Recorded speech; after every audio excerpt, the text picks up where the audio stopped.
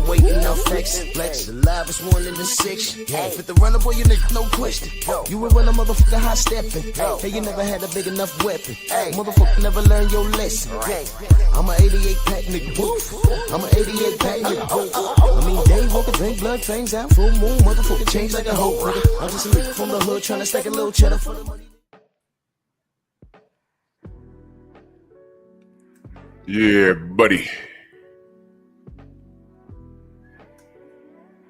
Yeah, buddy. Lightweight. Lightweight, baby.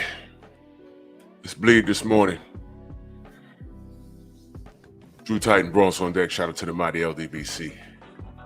Let's do this roll call real quick because this is a very interesting topic. I want to ask y'all your opinion. I have mine. I just want to know what your opinion is. Let's do this roll call. Kane the bad guy, salute. Jeff Spark, always supporting. Salute, brother. How you doing? Mark Harrison, Cameron Field, salute, Queen. How are you? Ball Masters Football, salute. Dirt Gang Boss. The Village Brother, Jalen Hudson. Razor, what's going on? Macados, Mac of the South, Son of Tank. Jarrell Freeman. Charlene. Shaw Livingston, Stephen X, Ratchet since 91, Nada 86 early in that super chat. Salute. He said salute Drew and salute to the mighty LDBC. Happy New Year in advance. Salute. We're gonna be right back here on Monkey Tuesday, New Year's Eve. I didn't make that up. That's just crazy, right? Andrew Gray, salute, man. Salute to you in that super chat. Much love, brother. Andrew Gray, salute. KBGJ, salute. Isha, good morning. Grail, Soda Black, what's going on? Dill Spoolie, Rod Neal. Smash the like button, like and share the video, report the video, whatever it is you people do. It's all good. So let's have the conversation. And to assist me this morning is the Honorable Sensei Stormy B, man. What's going on, good brother? Good morning. Top of the morning to you in the chat. What's good? Yes, sir. So, you see the topic, and I thought it was very interesting to have this conversation, especially on the way out this year. The reason why is because there's still a lot of people. I can't speak for the people abroad, like in different countries, UK, Africa, Mexico, or whatever. But I've spoken to 3 individuals who, you know, they are into boxing, maybe not to the degree as you and I, but they take issue with Turkey Al-Sheikh. Usually it's not really about boxing. It's for other things that, you know, okay, I understand. Still don't get it, because I don't understand why they can hold a grudge against Turkey Al-Sheikh over something that he said allegedly. I'm gonna look for it for a second, because I heard something about Turkey Al-Sheikh stating that he said something crazy about America. I never heard it. I've never seen it. I'm about to Google it right now. I don't know what kind of dirt is going on in Saudi. They still have slaves, allegedly. I don't know. I haven't researched it. I don't know. But with that being said, that's part of the means as to why they don't like Turkey Al-Sheikh.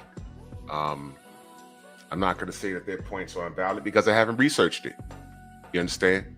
But with that being said, we did a couple of decades of Floyd Mayweather, who hasn't been a prince of a person. And my question is, you know, with everything being said about how Saudi Arabia runs their business in their country, things that Turkey Al-Sheikh allegedly said, which is I'm going to look up. With that being said, Floyd Mayweather was the face of boxing for over 2 decades, like maybe 21 years. He was the face, not a heavyweight. It was him. And it's one thing to market yourself and behave like the bad guy, but I believe that was him as a person. You know, when we're out here protesting Gucci and he's shopping at Gucci and he let us know about it. So to use something like personal feelings towards a person, if you allow that to dictate you being a fan of the sport of boxing, I'm not mad at that. I talk about Tank almost every day, about how he could be a better man. He's not listening. His fans aren't either. So with that being said, while this man was the face of boxing, he let us know that he has netted over $500 million. Does Floyd love the sport of boxing like how we love it? Or is he more concerned about his bottom line? Because he reminds us of his bottom line every day he speaks. Has he reinvested into the sport of boxing? There's a lot of fighters that can't afford to do certain things in their retirement. What has he done to give back? Now, he's not at liberty to do anything.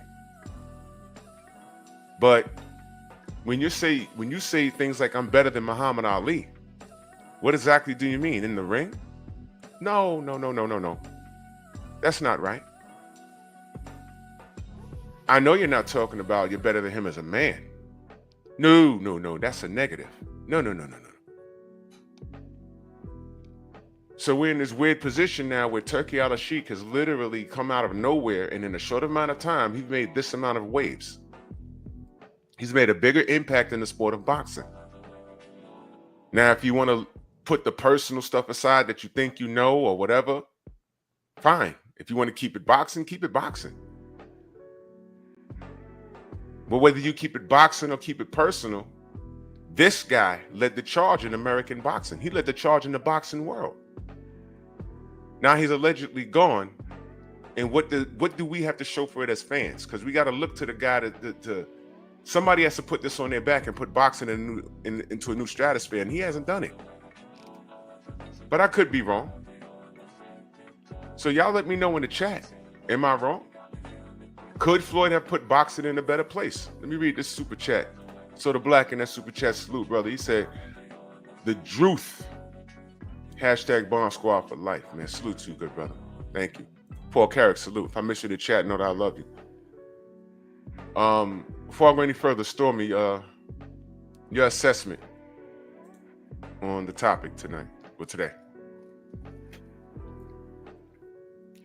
Well, interestingly, to place Floyd's impact on the sport of boxing with his previous contemporaries, those who came before him, the ones who were considered the names and faces of the sport. What they led with, ironically, was their feats in the ring. Traditionally, men who were noted as men, warriors even, for their bloodshed and perseverance through trial, through challenge. It became a staple that historically can take you back generations. When Floyd came along, he led with something different. And where the value of our society was then, it hadn't transitioned to follow suit, but leading with your pockets is never a good thing,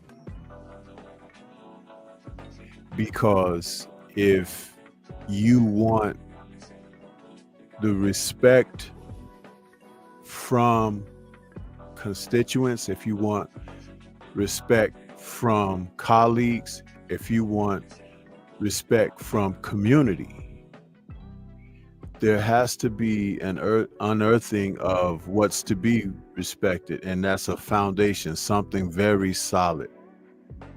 We know that economics can come and go, especially if you are of a certain, let's just say, demographic. So you could be riding the waves of economic success and empowerment, but in one instance, and have it taken away from you without even having any wrongdoing. But it's the way that the game has been played throughout these times, which is why leading with the pockets is not necessarily the best thing, because we will always remember the blood and guts spilt within those ropes. But we won't always remember the dollar that you made. That's right. Or that you had on display. That's right. And that dollar may not always be in your bank account. That's why it's called currency, because it is meant to flow and be exchanged for goods and necessities. It is not to be coveted and kept and held and stored, because there are still entities that will come and still try to take that away because of you trying to hoard and store. It's just a complex understanding of this matrix that we exist in. But when you do have a grasp of it and you come to understand that you can live so-called outside the box, those things don't touch you like that. And that's why, if you remember, there was a time, and I had a conversation with you about this, but it's been a long time when we had it. When they used to have events, they would call the warriors in the arena into the ring, almost like a roll call of who's present. Yeah. And that was so that those men could take a bow before the public, because even if some of them may have been retired or in the midst of an ongoing career, that was the respect that they had garnered from the community, and people loved them, would give standing ovations and extended applause, because they entertained with their physicality, with their spirit, with their fortitude. And those of us who are lesser understand how to uphold that and admire it and give reverence to it, because it's something that we couldn't do ourselves, but we would look at those men as gods, and you give that to them because of what they put on. That's all gone by the wayside now.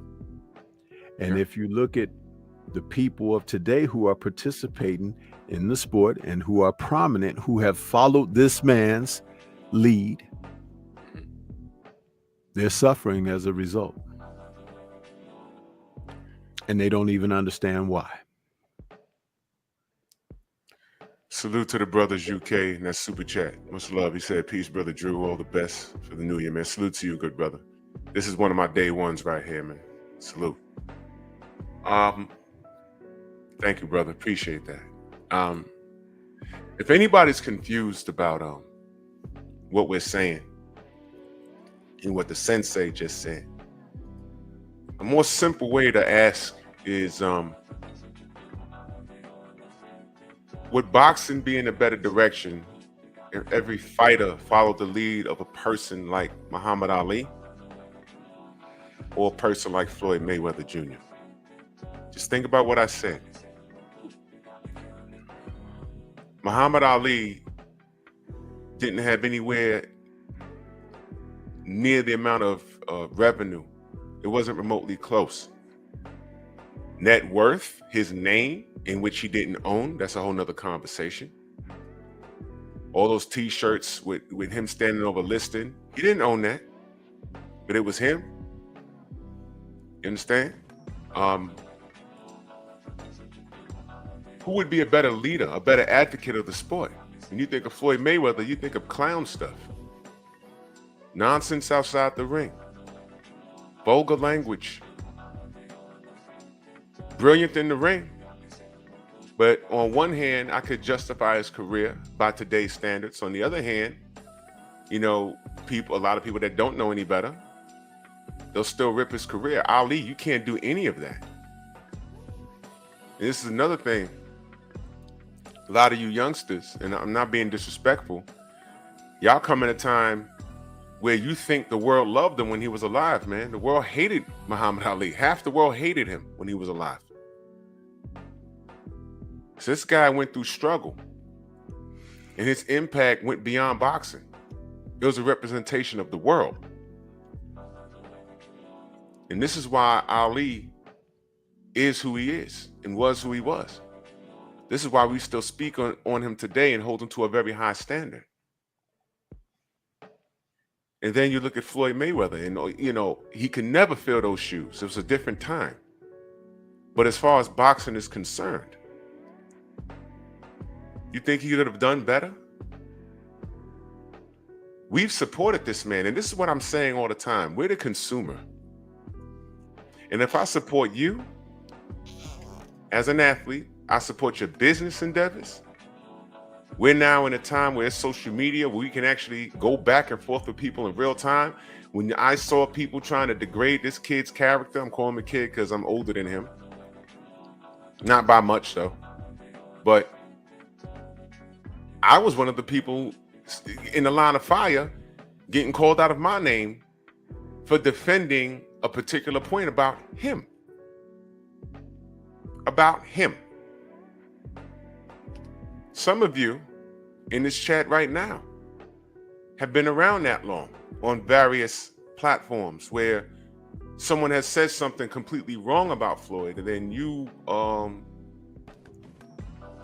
just say, look, that's not correct. He did A, B, and C. And then magically you become the N-word with the hard ER. It's like, whoa, what's this? Were y'all around during the Manny Pacquiao Floyd Mayweather rivalry that dragged on for 4 years? Were you around for that? I was. I wasn't doing content back then. You know, so when you stand in the pocket for an athlete, or you stand in the pocket for a promotional company, and they give you their ass to kiss, how do you feel about that? So when this kid hung it up, I stepped back and I just assessed his whole career, which I don't have a problem with by today's standards, but his impact on the sport. It was positive for him, but I also like to look and see what path you set and who's going to follow your trail. You created your own path. Who's following your trail? And is that trail good? Is it good? What did we get? Who's following his lead? What is his lead? I mean, really think about that. It goes back to what I asked you. If there was a leader in the sport and you had to pick Floyd Mayweather or Muhammad Ali, who are you picking? These are the things that I'm talking about. He's basically retired. Did he put boxing in a better place? He's gone and everyone's saying, oh, well, you know, boxing's dead. No, it's not. There's hundreds of thousands of talented athletes coming through. I'll give you a prime example. I did a video a couple of years ago, and I revealed to you guys, well, I ain't revealed it to you. If y'all did research, you just saw it yourself. Summer Games was about to get rid of the boxing program. The Olympics was about to get rid of boxing. And then when I read it, they said because it's too corrupt. Well, duh. 88 Olympics, Roy Jones Jr., Seoul, Korea. I watched it. I remember watching that. They robbed Roy Jones. There's been a litany. Floyd got robbed in the Olympics. So I don't know what happened. But now, y'all saying enough is enough. And I said, well, okay, well, just fix it. But that was just part of the problem. The other part of the problem was who was coming in to attempt to fix the Summer Olympics, the boxing program? Mauricio Suleiman. What? Wait a minute. What? That guy? That guy?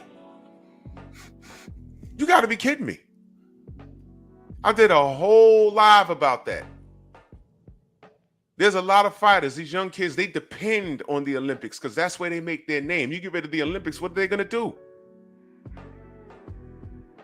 What are they going to do? So I spoke on it, people didn't care. I said, okay, well, it's worth being said. It's the same thing I asked when Victor Conte got back training boxers. I asked y'all, are y'all cool with it? I didn't point the finger, say he guilty, whatever. Well, he was guilty. He did his time. What's prison supposed to do? It's supposed to reform and rehabilitate. Reform and rehabilitate, and you come out a better person. He did his time. He got out of prison. He's back in the health and wellness industry. I asked you guys, are y'all cool with it? That was another one of my least watched lives. I said, okay. And now fast forward, all of a sudden when certain people are dealing with him, now magically people have a problem. Man, F that. I asked y'all. I don't want to hear it now. Summer Olympics. When certain fighters start winning all over the place, a certain ethnic group, I don't want to hear it. Oh, hell, wait a minute. Well, how come all the Latin fighters are winning? And you see Mauricio Suleiman sitting there laughing in the front row. I'm gonna tell y'all, hey, don't cry, because I spoke on this.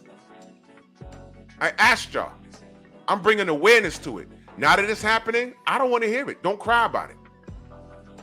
Don't cry about it. So now, Floyd, we did 2 decades of him, right? He's not an active fighter. Is boxing in the better place? No. Want to know how? I know. He's left boxing, and somehow people like Jake Paul are generating millions of dollars. Turkey Al-Sheikh came out of nowhere, and in 1 year, he knocked the doors off of boxing. Like him or not. He made Queensberry and Top Rank and Matchroom fall in line. And I was just listening to Blue Blood last night. He's looking to put together another 5 vs. 5. I just want to know how many PBC fighters are in that 5 vs. 5. I didn't get all the information. But he's making moves. And not to sound morbid or anything, but I understand he's on borrowed time. He got a brain tumor. So maybe this is what he wants to do with his last days on earth. Look, man, I got all the money in the world. I'm really not trying to, reap revenue from this. I'm just going to do it. I'm going to go out. I'm going to have fun doing this. Maybe that's what this is all about. Who knows? I don't know. But shout out to him, because you know why? I am satisfied with the product. But maybe Floyd being the face of boxing, if he rallied up all of the fighters and coached them how to move and shake in the business and did right by them. And don't tell me he's done right by the... Look, 1 minute he's cool with the Haneys, next minute he's fussing with them. 1 minute he's cool with Tank Davis, next minute he's fussing with them. How many solid relationships, long-term relationships has he had? He don't even have a good relationship with his daughter. She's running through the back door of rappers' homes and stabbing women. That's what she did. All the money in the world, and he's socially a buffoon. But you was a genius in the ring. The least you could have done was leave boxing, hell, American boxing, in a better position. Turkey out of sheep. You know, I don't know what he might have been able to you know, get things going with Matchroom and Queensberry. But American boxing, I'm thinking Floyd should have had this on lock. And he didn't do it, not because he couldn't. He didn't want to. Because he's concerned about his bottom line. I'm great, I'm great, I'm great, I'm great. He's promoting his clown fights right before Tank was fighting, a real fight. I want you guys to think about that. So this guy's the face of boxing, and this is how he left it. He gave room for guys like Jake Paul, Turkey Al Sheik. And this is why American boxing is a joke. And when I do the show talking about UK fans are better, UK boxing fans are better than American boxing fans, prove me wrong. I want y'all to prove me wrong. If you're offended by it, prove me wrong. Prove me wrong. Tell me why they're better. And don't take the conversation anywhere else. Because I already know what's coming. Oh, American is where it's at, and you know, there's more money to be made over here. Blah, blah, blah, yakety schmackety. I know they show up and show out for their fighters. Whether they're of Middle Eastern descent, Prince Nassim Hamed and all of that, Amir Khan, and whether they're black or African, if they're over there, they support them. I was just telling Stormy last night, and I swear to God I'm gonna do this show. Tyson Fury has more fans in the UK than he has in America. But he still has more American fans than Deontay Wilder has fans that are out loud. There's Deontay Wilder fans in America, but the Fury fans, when those guys meet, the Fury fans are a little bit louder, aren't they? Now watch this. I bet you Deontay Wilder got more fans in the UK than he got out loud fans here in America. And that's not a shot at Deontay. That's a shot at these mofos right here on American soil. You guys ought to be ashamed of yourself. Talking about that brother's legs, but Tyson Fury's over here looking like the Michelin Man with all kinds of things going on in his personal life. When he was over here, because he can't come here now. Do your research.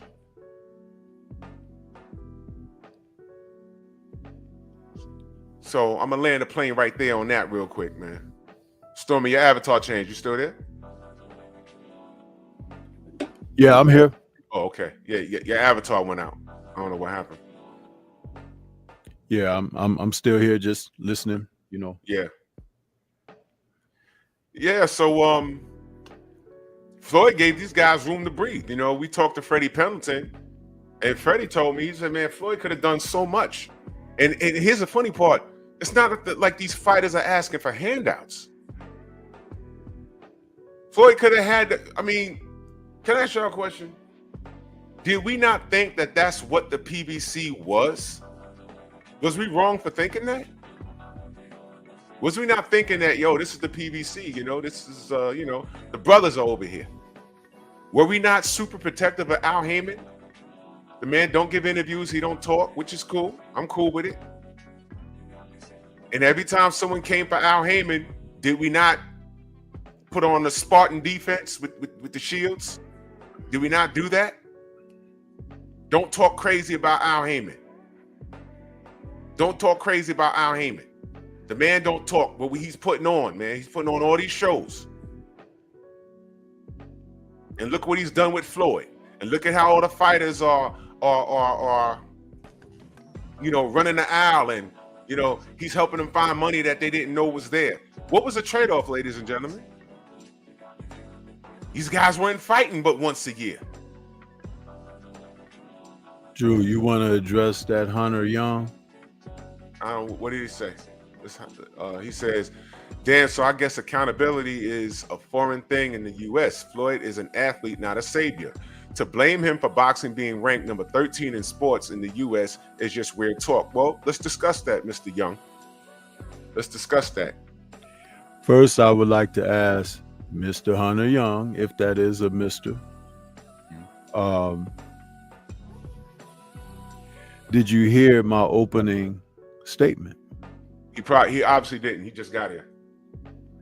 Because I would like him to answer in the affirmative or the negative if he heard my no, and don't block him. Mahari Nation, you're absolutely right. Don't block him. He's not being disrespectful. Do not block him.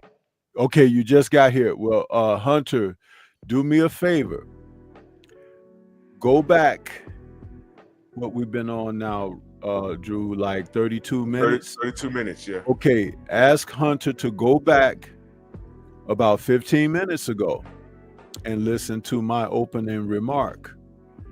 And then after you hear my opening remark, refresh and come back to the live. Because what I had to say had nothing to do with blaming,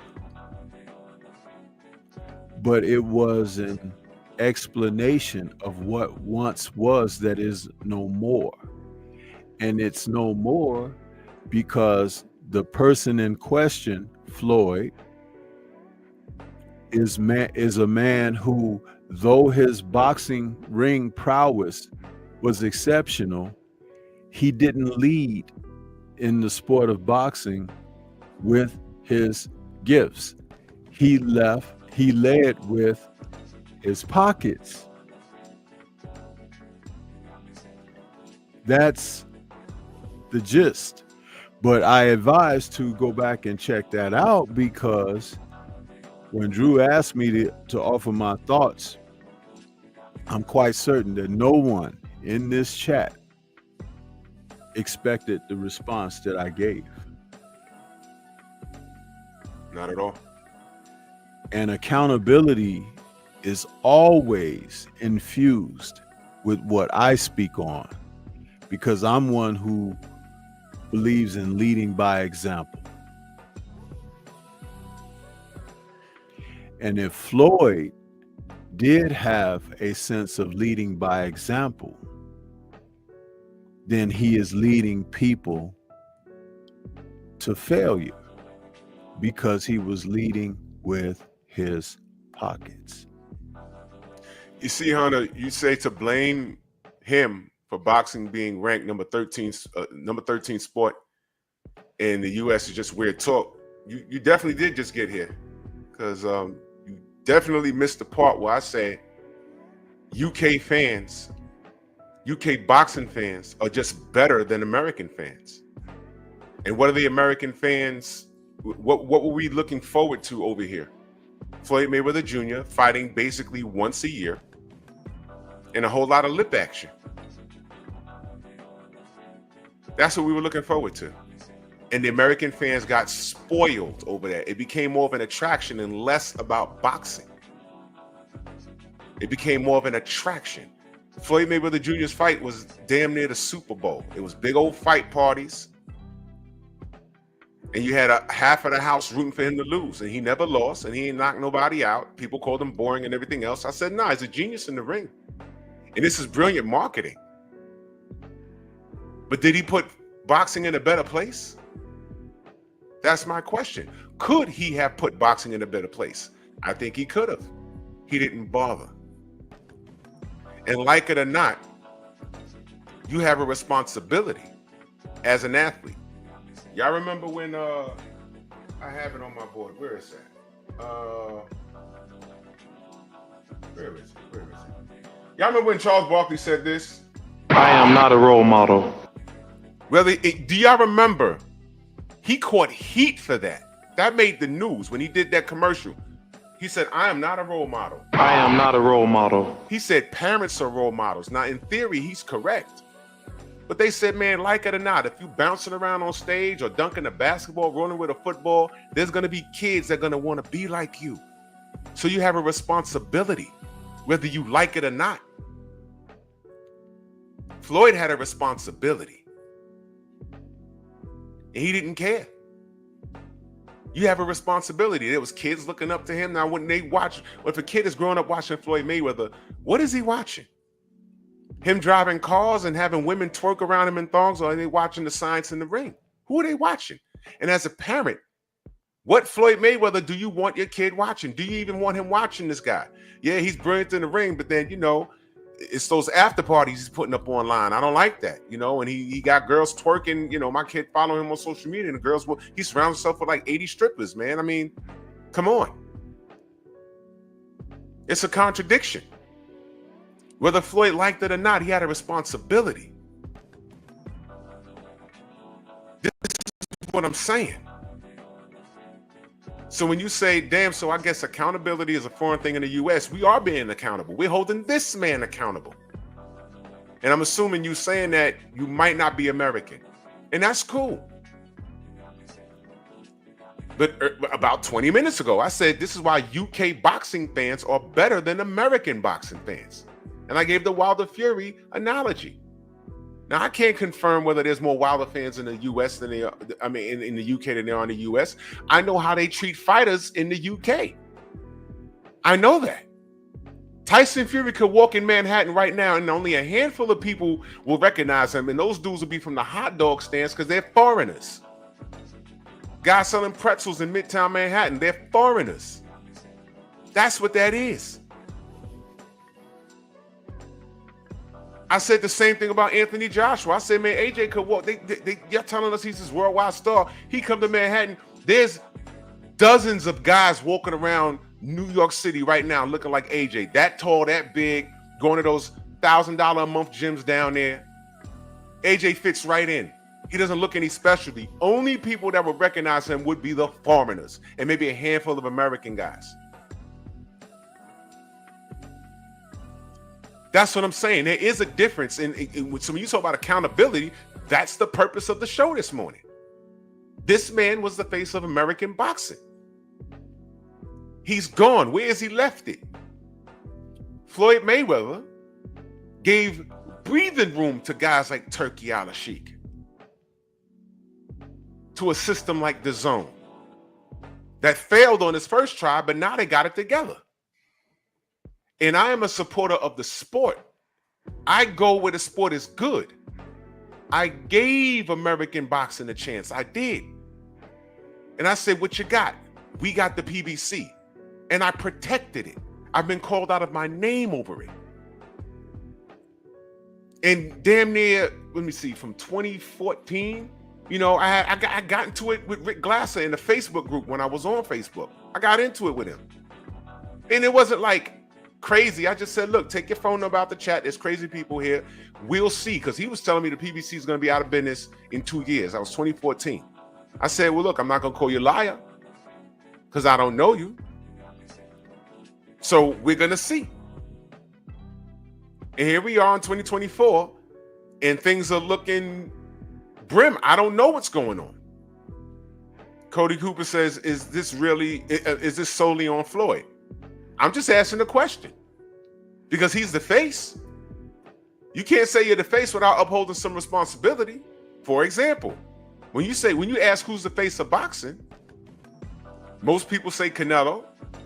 Other people say Tank Davis. I disagree on both. But if you're going to say Tank Davis, you already know what I'm going to say.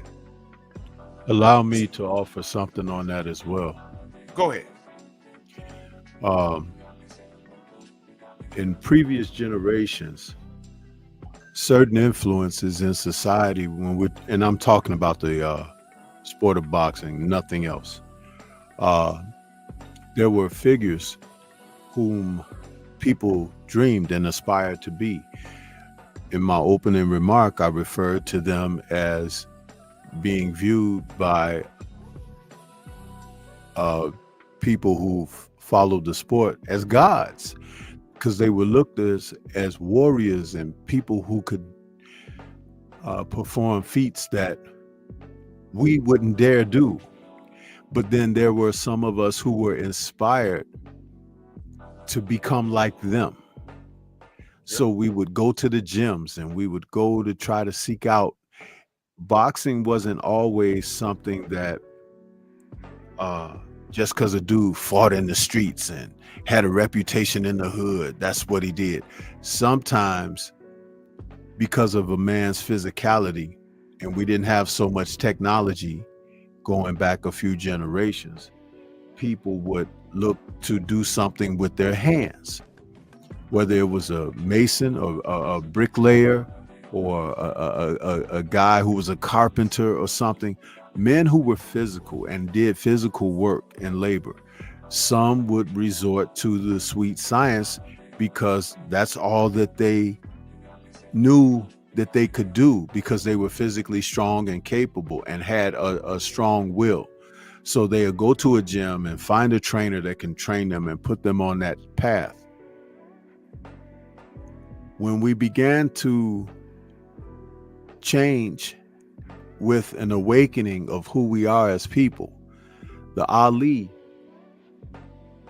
era, where young Cassius Clay became bold and brash, and he would talk to the public and the media, and he'd say how pretty he was and how good he was.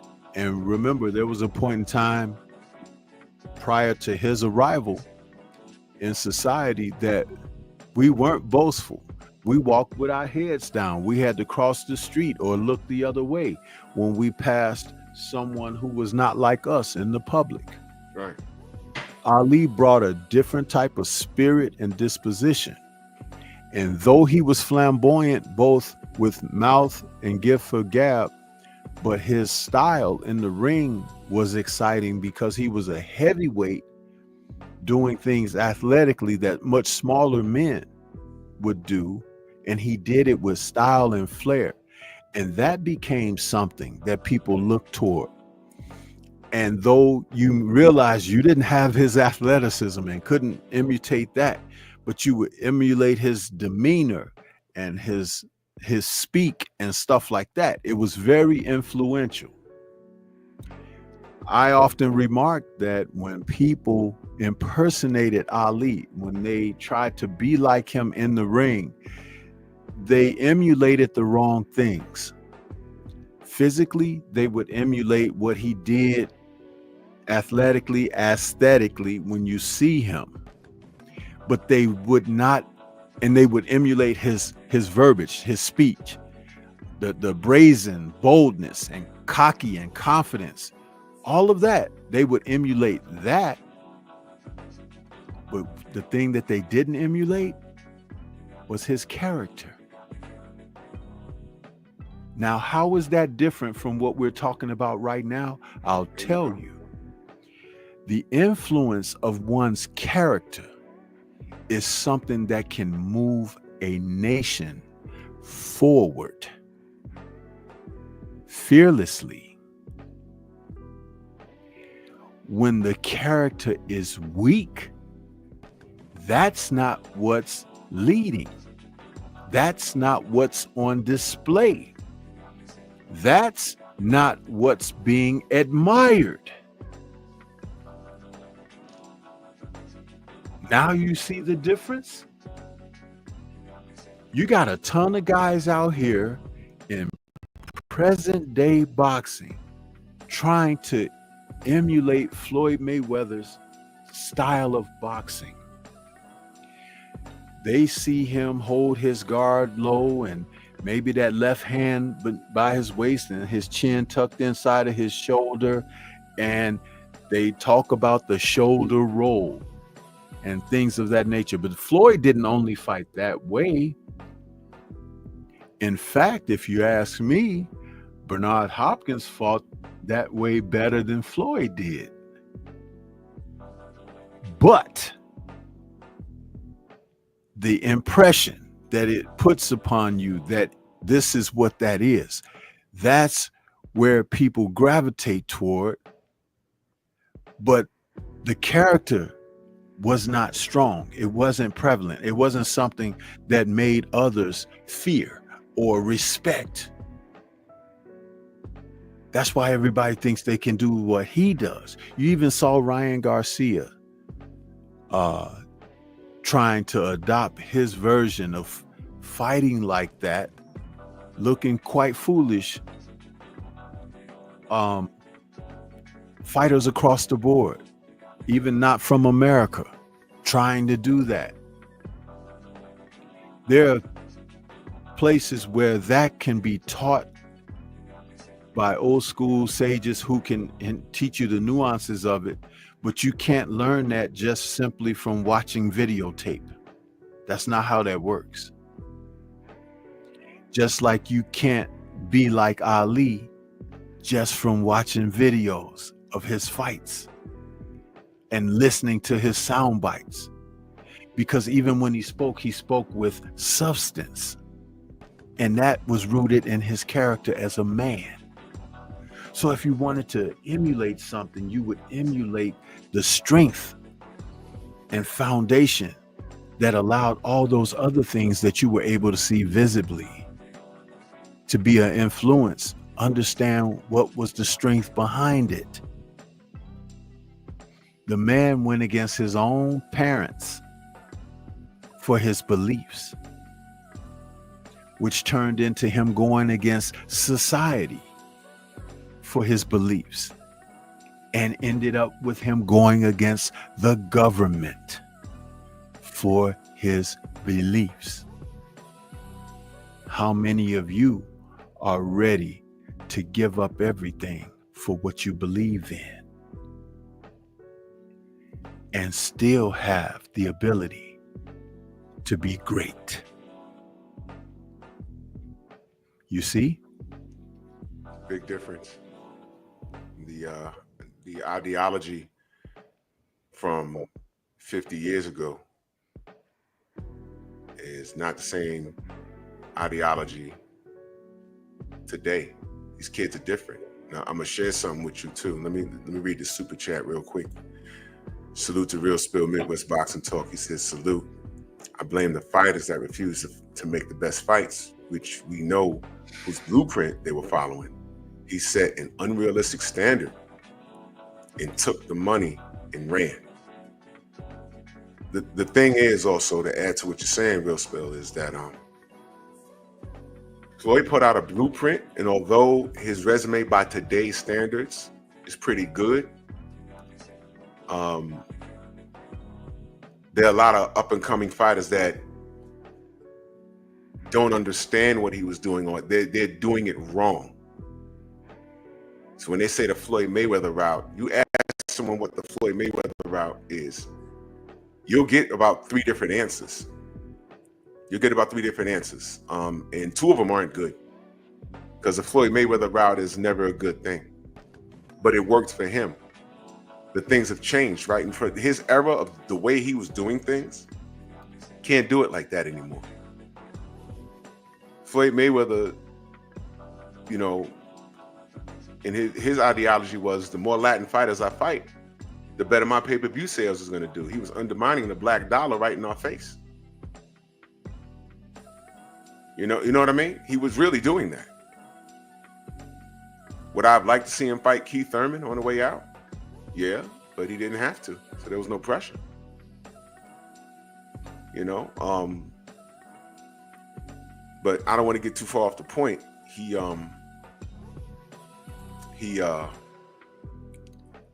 did what he did. Hunter said, I went back and I understand what Stormy is saying. Ali may have been like Floyd in his day, and Floyd like Ali back in the day. Socio environment dictates a lot of what people value and become. I'm not gonna say that Floyd would have been like Ali back in the day, brother. I'm not gonna do that. You know why I'm not gonna do that? Because today, and salute Sugar Free Mars, I see you. Today, by today's standards, Floyd Mayweather has shown us that he's not a man that understands what code is. He doesn't understand what code is at all.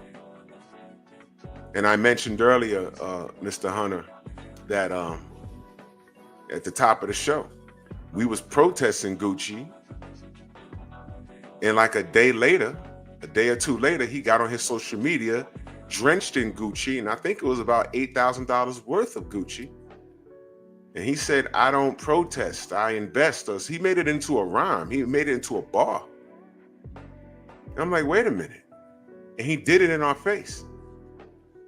This is a man that sat there, and with black people, we're always going through something in this country, in this world. And he stood up there and said, all lives matter.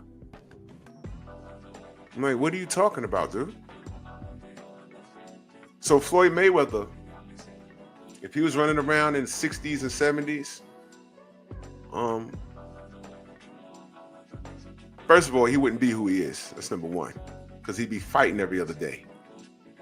Second of all, as far as being impactful in the black community, he would do better exercising his right to remain silent. He couldn't hold anyone's jockstrap. This man is not in tune with the community at all. So, of course he wouldn't be like Muhammad Ali back then. He'd be quiet. He'd be quiet. I mean, wasn't the world just making fun of this man because he couldn't read? And I defended that. I said, yeah, you're talking about he can't read, and some of you guys got doctorates, and this guy made millions of dollars off of 12 rounds of work. So who's really stupid? God protects those in different manners. And as blessed as this man is, he's violated boxing, and he's violated his own community. I'm not making it up. Just look. No boxing fan reserves the right to talk crazy about anybody. Top Rank, Queensberry, Matchroom, Riyadh Season. When you had Floyd Mayweather, we had Floyd Mayweather and Al Heyman at the wheel. Al Heyman, I don't know what's going on. And Floyd Mayweather is just around. And what do we have to look forward to in American boxing? Jake Paul. So what legacy in boxing did Floyd Mayweather leave? You can't even say he left Tank. Because even if him and Tank were cool right now, which they're not, what's going on with Tank? It's nothing good. Hunter Young also says, and this is very important, he says, also Ali was on some BS showing off money and what he did to Frazier was some BS on the border of cooning for TV. He had his faults as well. Well, let's address that. I'll get to your super chat in a second, Village Brother. Let's address that. Ali showing off money on TV. And that was the 70s. First of all, that wasn't an FU to your own community. That was a FU to the establishment, which was ran by who? White people. He was a black Muslim doing it his way. And he said through all the trials and tribulations and racism, I'm sitting on a pile of money. So that was a FU to the establishment, not his own community. So there goes that. Now, as far as him and Frazier was concerned, Frazier didn't understand marketing. And of course, there was a racial aspect.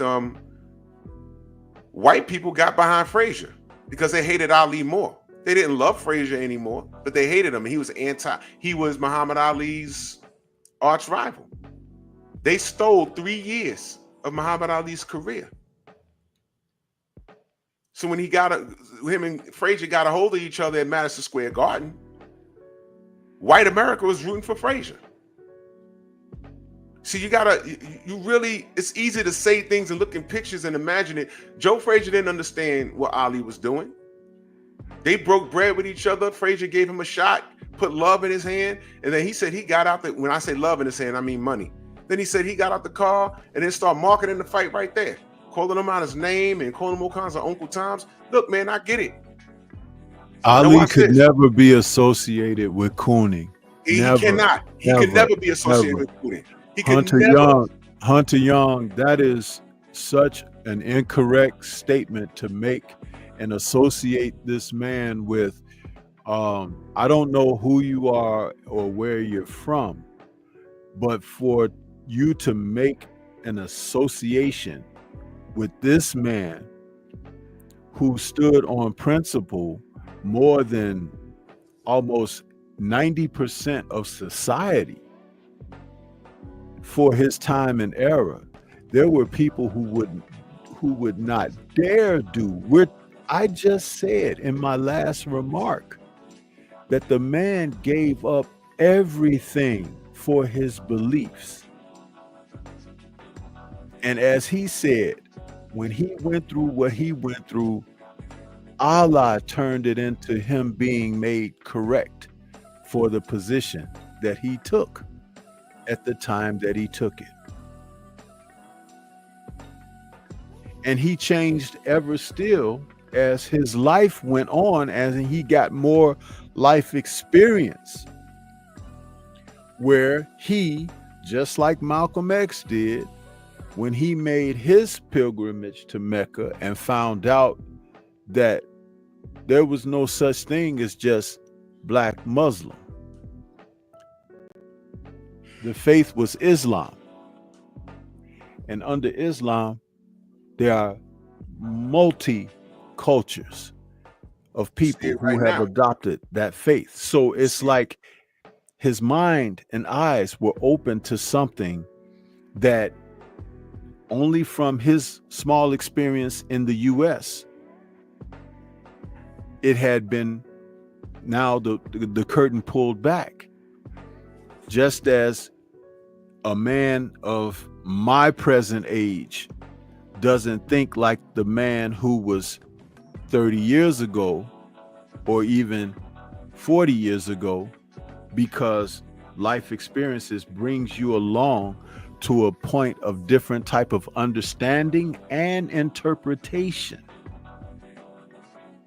So again, on the aspect of cooning, you need to know what that truly means, that word, because just like certain other words in our vernacular have been changed to serve a purpose of expression, but it may not necessarily mean how you're using it. Pull back from that. Allow yourself to receive some real understanding here, because there's nothing that we've said that has denigrated anyone. We've spoken about how have we arrived to this point and recognized that someone who has been a key proponent, does it go back to that, or is it even more? So that's the discussion. But understand, be more responsible when you're speaking of our real heroes, our real heroes. It may not be yours, Hunter Young, but I speak for every man of color on this platform, in this country, around this planet. Our heroes. And let me explain to you lastly what I mean when I say that. Anytime that they want to accredit someone anything of greatness or substance, who is it that they try to mirror them as and refer to as great? Ask yourself that. Salute to the village brother in that super chat. He says they don't hear Sensei. Ali was the greatest, not just for his boxing, but also for his integrity. And that's well said, because integrity has fallen by the wayside to a lot of athletes. And wherever the athletes go, so goes the fan base. I shared this story before, but one of the things that that helped me understand where we are as a fan base. And y'all know I don't like using that term fan. Fan is short for the term fanatic, and I'm not a fanatic of nothing. Fanatics are crazy. Google the true definition of fanatic, and fan is short for fanatic. I'm not a fan. I know it's, like Stormy said, some things,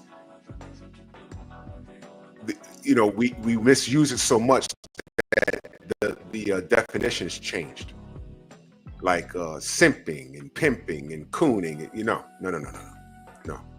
I'm not a fanatic of anything. I'm a supporter. Y'all hear me use the term supporter. I may slip up and say fan, but I use the term supporter. I remember way back when I was in Facebook. When I was in a Facebook group, there was a boxing group that a basketball group that I was in, and I said, the conversation came up. We was talking about Robert Horry. Now, if y'all know, I know Abel in the chat, he knows. I know a lot of y'all know. Robert Horry got sneaky. How many rings? Like 5? Like sneaky. Like, whoa. The man never had a shoe deal. The man's been retired. Nobody speaks on him. But here's the thing with Robert Horry. Whatever team he went to, he was impactful. He could ball. They called him Mr. Big Shot. Mr. Big Shot. And he got 7 rings. Sneaky 7 rings. And you know what the crime, I'm saying crime, but I don't really mean crime. You know what the crime is? Patrick Ewing is a Hall of Fame player. Statistically wise, he's better than Robert Horry in every way. They built teams around this guy. The Knicks. He doesn't have 1 ring. That's just life. So I said, never mind Robert Horry. Let's go to a guy that made a little bit of an impact, but not as much. Let's go Luke Longley, Chicago Bulls. He got 3 rings. But Patrick Ewing was a way better player than him. But he got 3 rings. So the question was, who would you rather be? Luke Longley or Patrick Ewing? And I noticed that all the kids that were born in the 2000s or late 90s, they all wanted to be Robert Horry. The comparison was Robert Horry to Charles Barkley. All the kids said, I'd rather be Robert Horry. And all the cats my age was like, it's not even close. You want to be Charles Barkley. But the kids was out and out saying, nah. We want chips. We want to pop the bottles. That was their conversation. I said, okay. And I said, Luke Longley, Patrick Ewing. Everyone, they said, well, how many rings Luke Longley? First of all, if you had to ask me how many rings Luke Longley has, then I already know what I'm dealing with. He has 3 rings with the Bulls. But Patrick Ewing was a better player. Top 50 all time, perennial all-star. I don't think there was a year he played in the league that he wasn't an all-star. I don't think, even when he got traded to Seattle for a minute. So there was like, oh no, we'd rather be Luke Longley.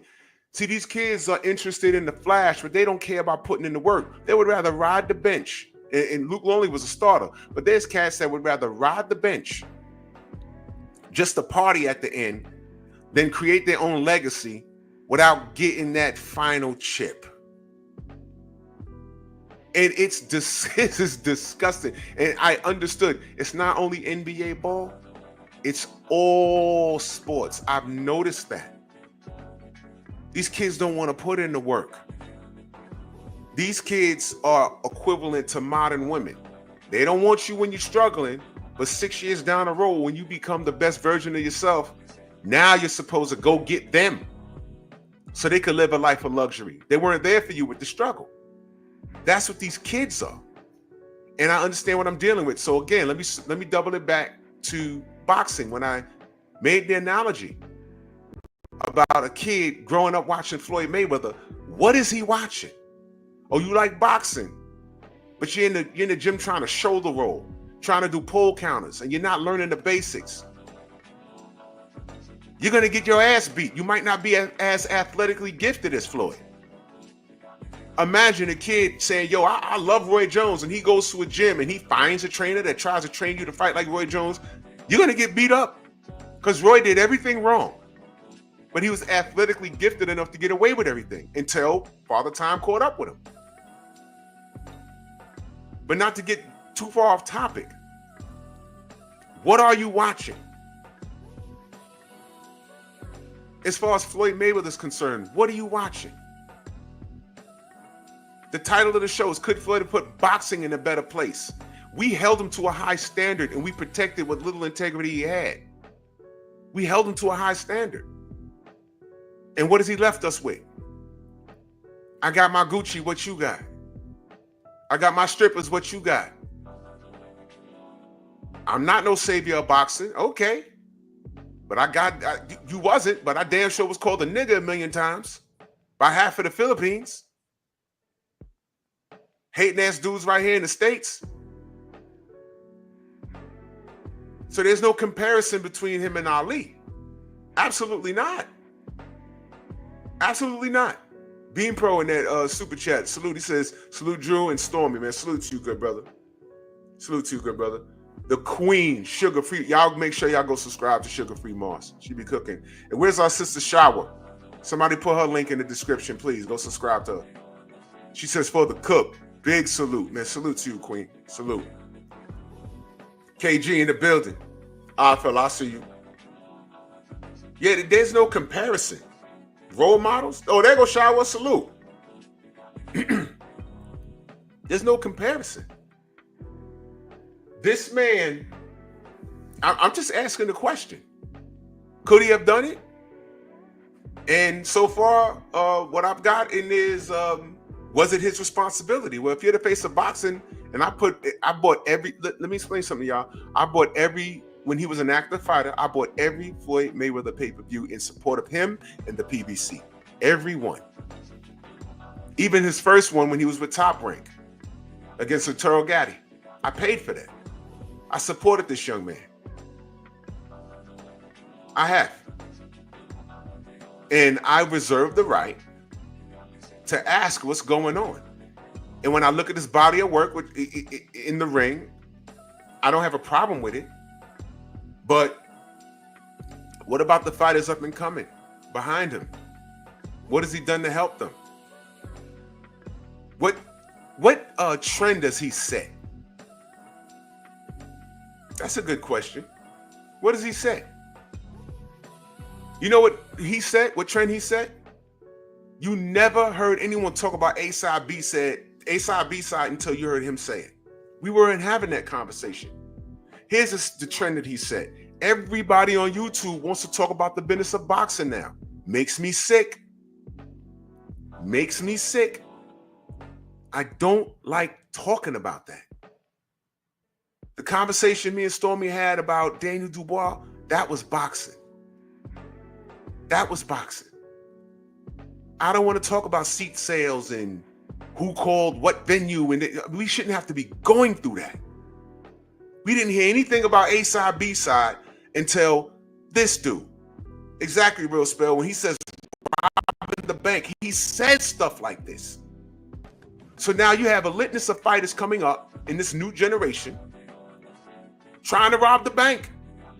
And what do we have in turn? Fighters fighting once a year.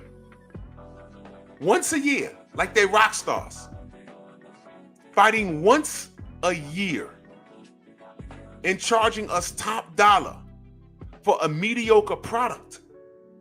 And then some people want to get mad that Turkey Al Sheik got Queensberry, Top Rank, and Matchroom to fall in the line. And let me remind y'all, Queensberry and Matchroom doing business with each other, y'all will never know how important that is. Bob Arum, I'm sorry.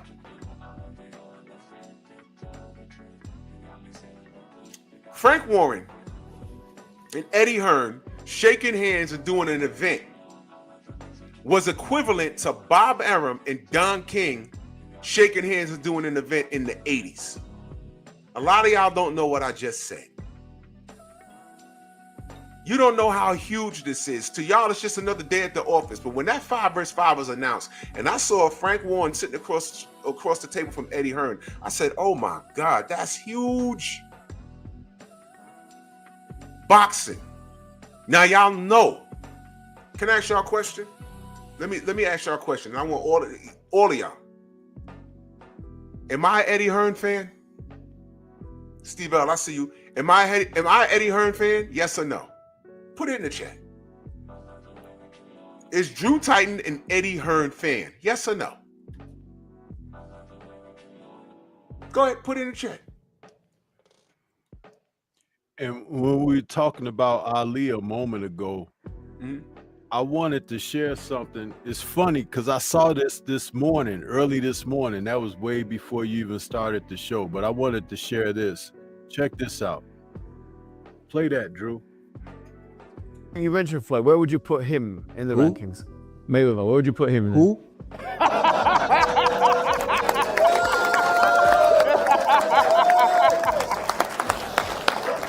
All right, let me ask you a question. If you don't, Yeah. if you don't respect Muhammad Ali, how can I respect you? Uh-oh. It's a good point. You see? Uh-oh. You see? Don't take our word for it. That's coming from the legend that you guys refer to as Roy Jones. Now, it's ironic that I ran across that this morning about 3 hours ago, and that was before Drew did his show. I didn't know he was doing that show, but it was still fresh in my queue of, you know, how you scroll through shorts, and I saw that, and I was like, who? And we were talking about this, and I was talking about Ali a moment ago, and I said, wait a minute, let people hear it from someone who's been through the heat. You know what I'm saying?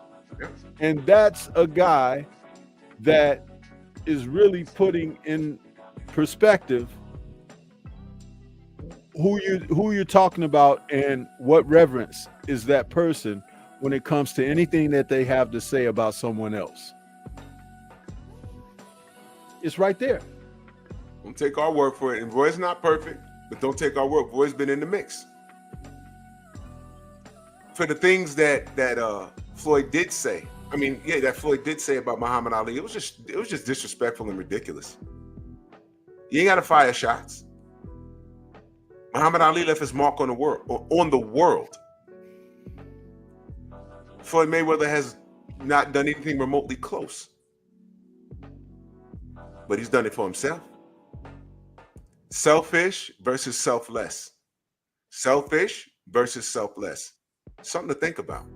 If you don't know what selfless means, look it up. It's the opposite of selfish. Now back to what I was asking.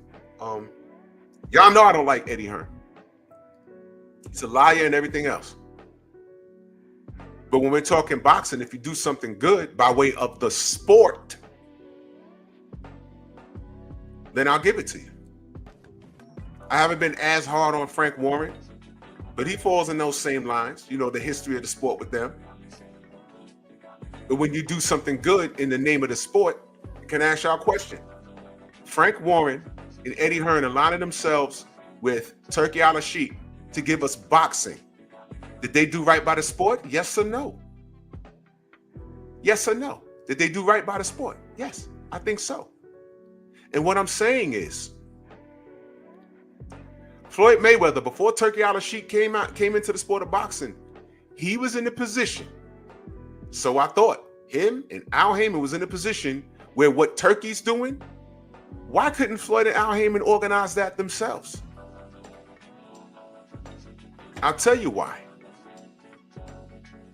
This man is selfish, brothers and sisters. This man is selfish. He thought about himself the whole time. He secured his legacy. He secured his pockets, and that's all good. That's all good in the game.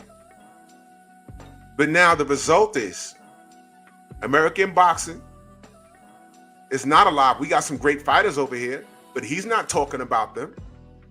And he gave room for Turki Al-Sheikh to come in and do what he did. And these guys over across the pond, they formed a united front on our ass. And I'm thoroughly entertained by what they're putting on.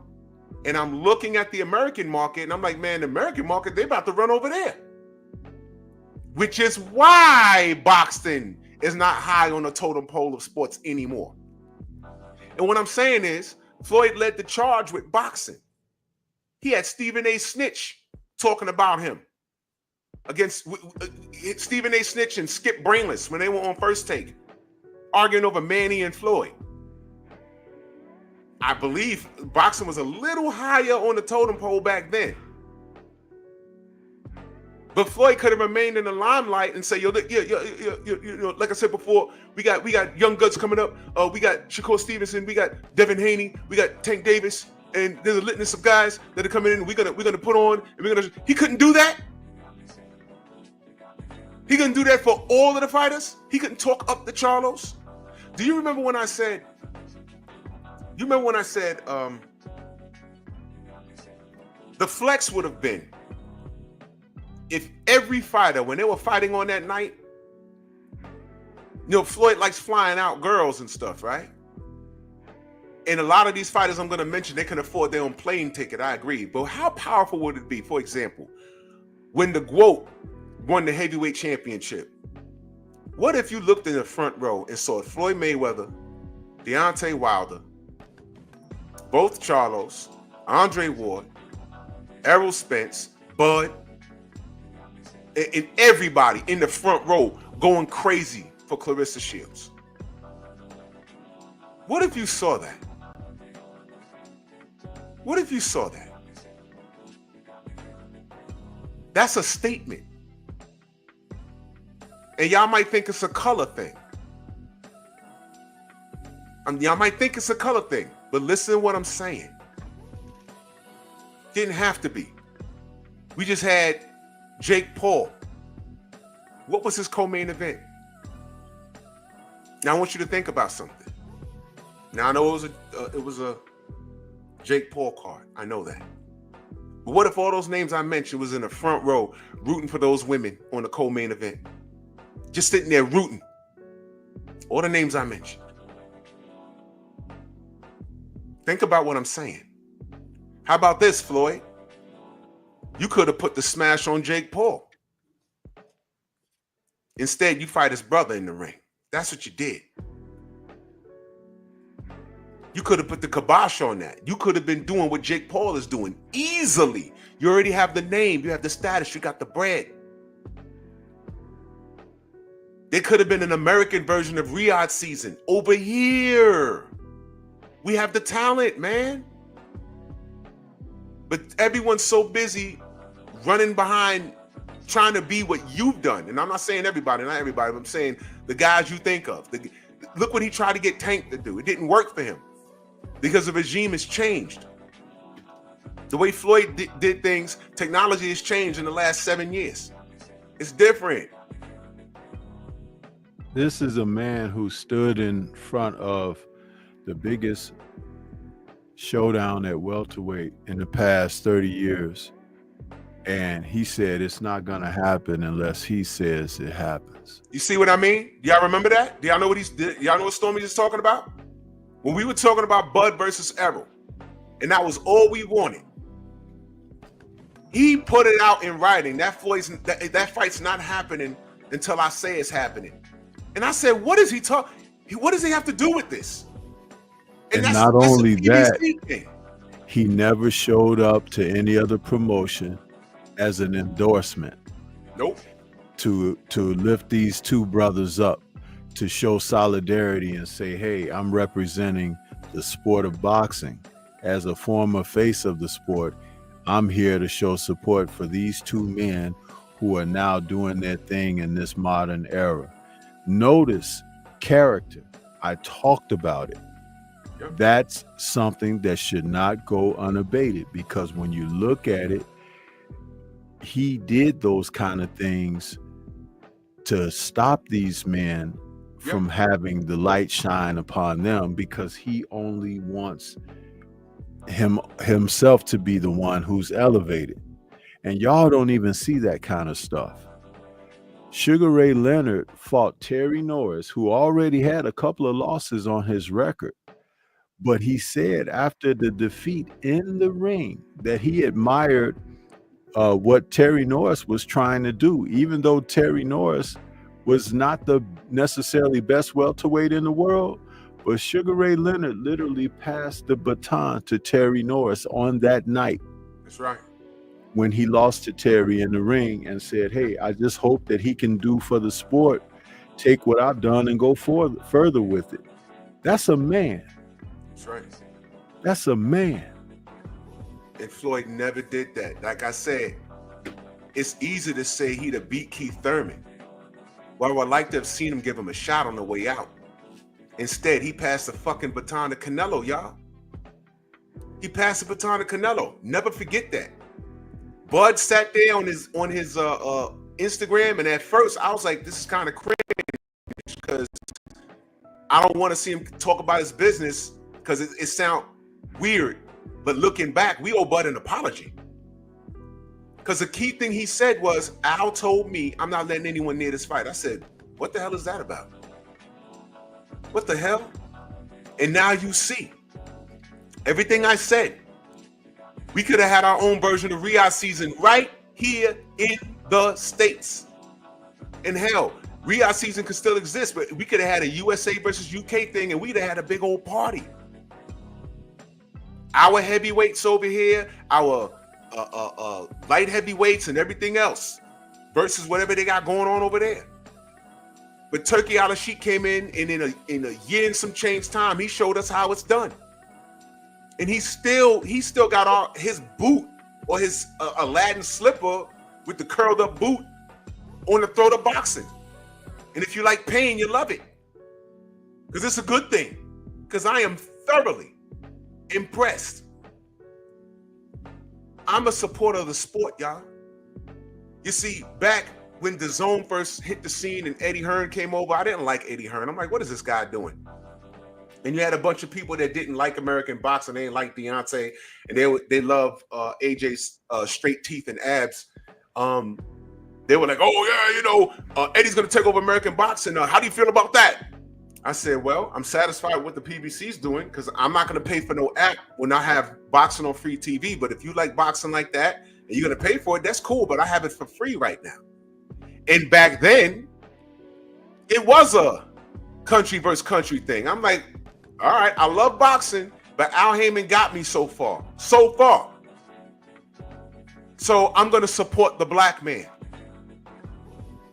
That's what I said. And I know I said that. That's what I said. And it failed. DAZN failed on his face for the first time because he didn't understand the market. When I was at the presser, the Charlo versus a Canelo presser, I asked Eddie, what have you learned since you've been working in the American market? He said, that's a good question. Seriously, I wanted to hear him elaborate on it because he came over here, he failed, and he didn't quit.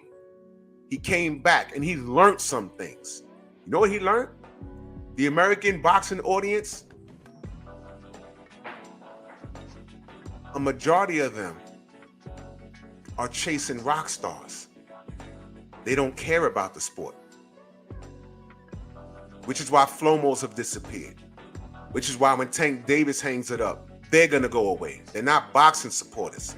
They're supporters of a fighter. Now he understands that. But when you're going with Riyadh season, I only see American audience. I don't know what the UK is saying, but American audiences are saying, oh, well, he's losing money. Don't care. Don't care. Because according to the reports, Turkey's on borrowed time.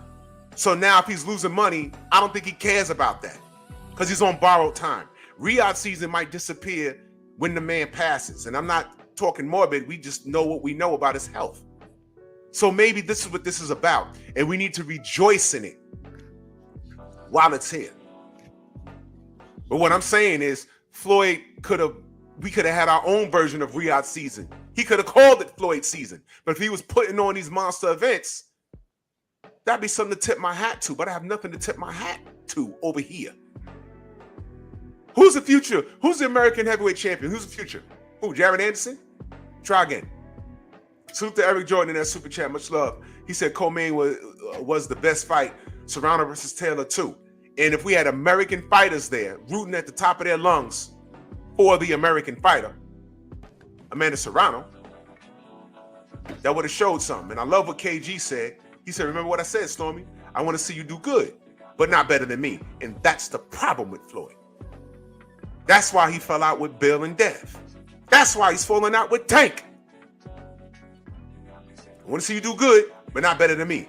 That's why he snatched the carpet from underneath Adrian Broner. Adrian Broner was on his way. Now, pump the brakes right there for one moment. Go ahead. Could you imagine if Muhammad Ali took that same mindset during his career? Oh. Who, Floyd's mindset? If he took his mindset? Yeah. You know, Oh, could you imagine? Listen, would, yeah. who was born of the experience of being around Ali? Let me run a few names down to you, both outside the heavyweight division as well as inside the heavyweight division. In the heavyweight division, you had names like Michael Dokes, Tim Witherspoon, James Quick Tillis, Larry Holmes. I think Trevor Burbick was there. No. I'm not talking about the guys he's fought. I'm talking about guys who come up in his. Oh, they okay. were at his. What was it? His Deer Lake camp. Yeah, He had these men in his camp. They were young. Greg Page. There were so many. Tommy Hearns, Sugar Ray Leonard. Ali was very giving in allowing these men to be a part of his professional experience and brought them along. The most prominent name in the sport.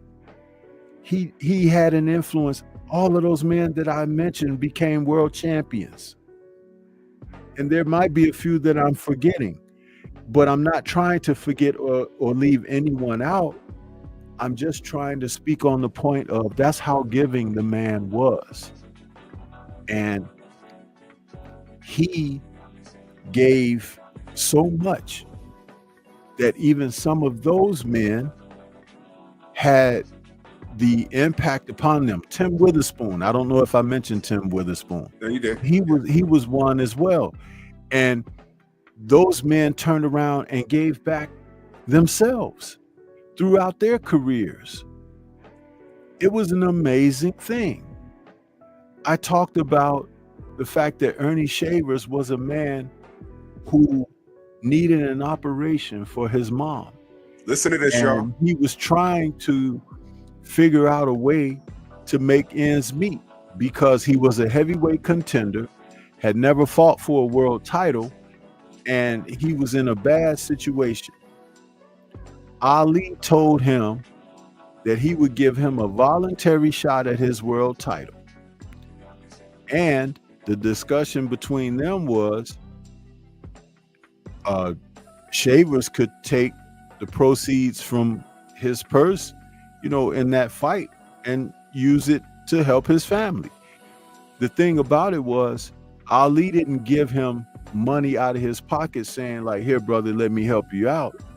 He gave him a shot at the world title, meaning that if Shavers would have won, he becomes the heavyweight champ, and automatically any purses of his fights for future reference, of course, it's going to be a windfall of money for that, or even having a rematch with Ali if he happened to defeat him.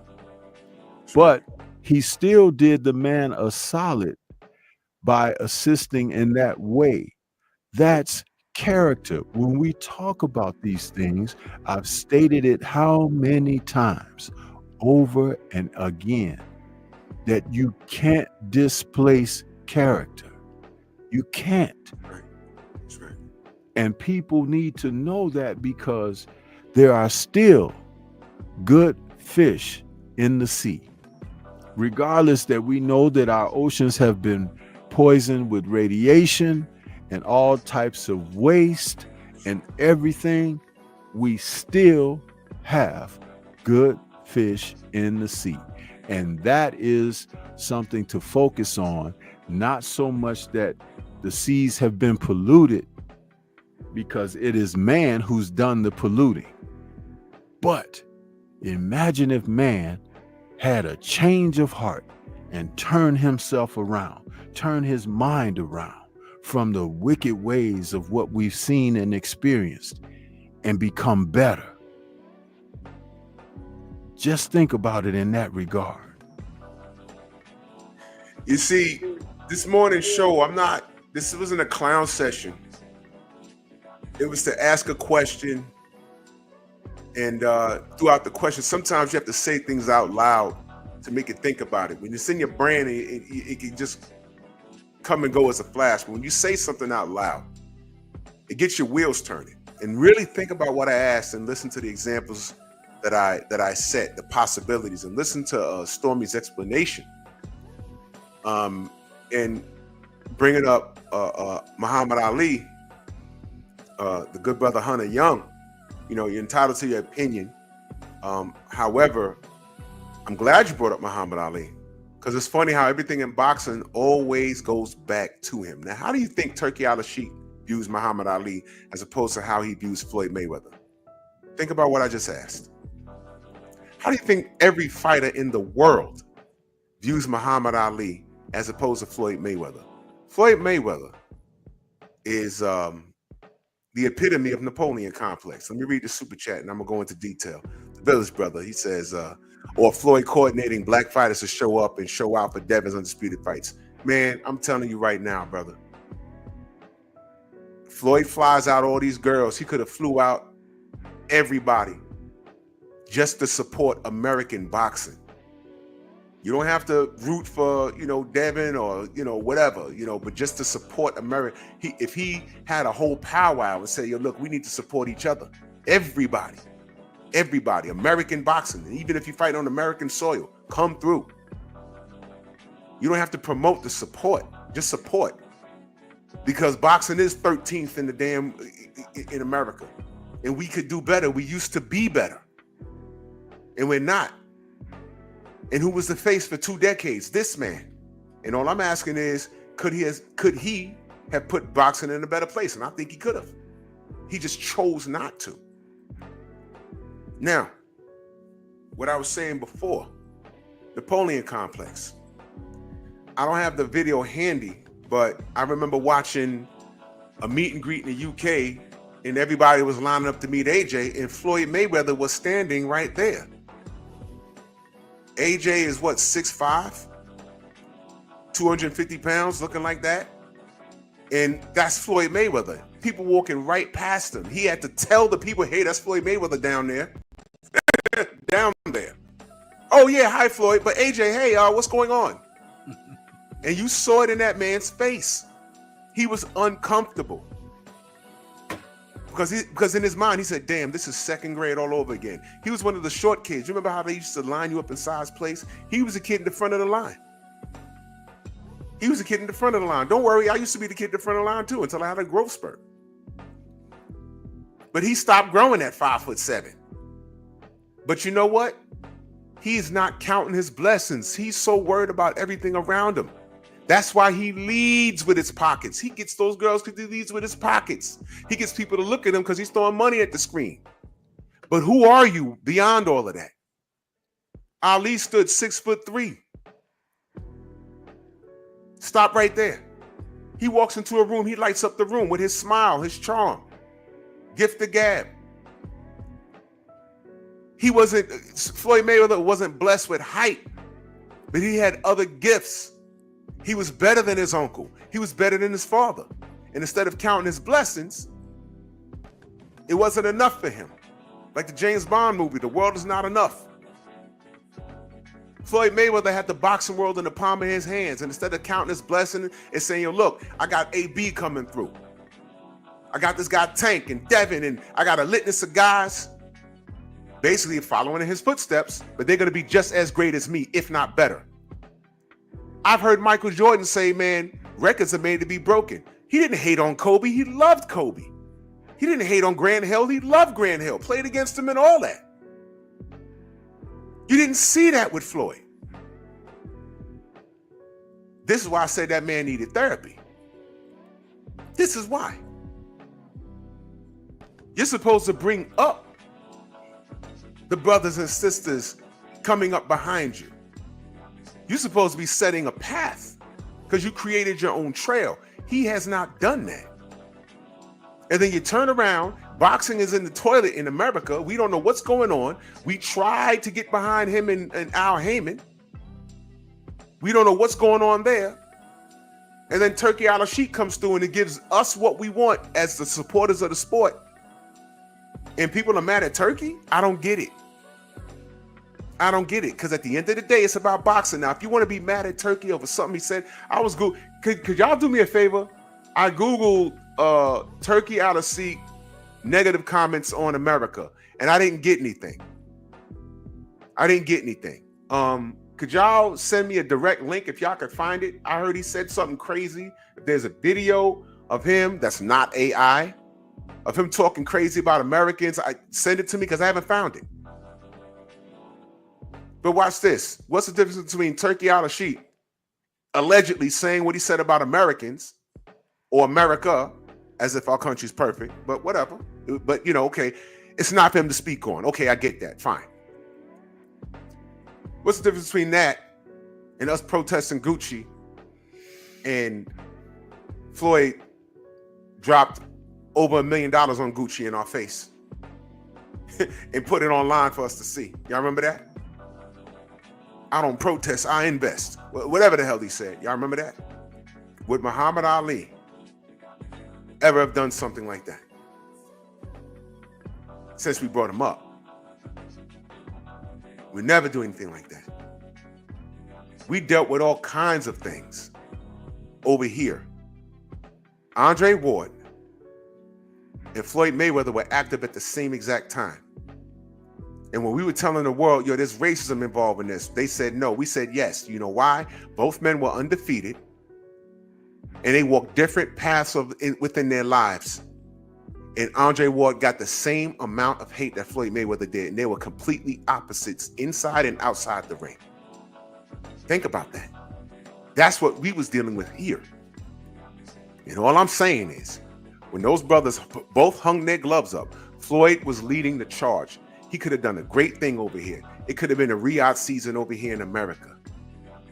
He didn't do it because he's selfish.